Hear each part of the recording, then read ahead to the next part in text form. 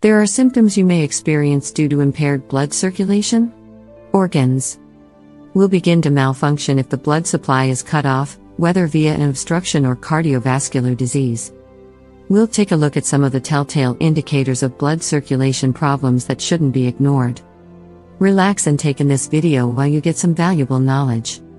How can I tell if my blood circulation is bad? 1.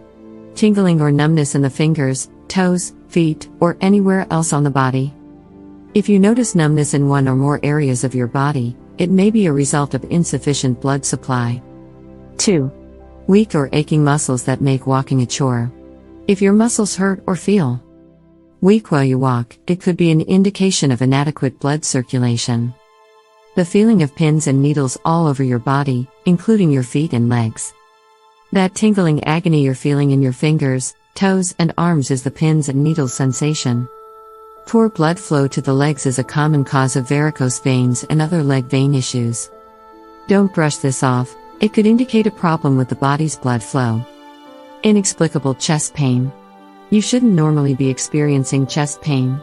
If there is no underlying disease or illness, it is a sign of poor blood circulation.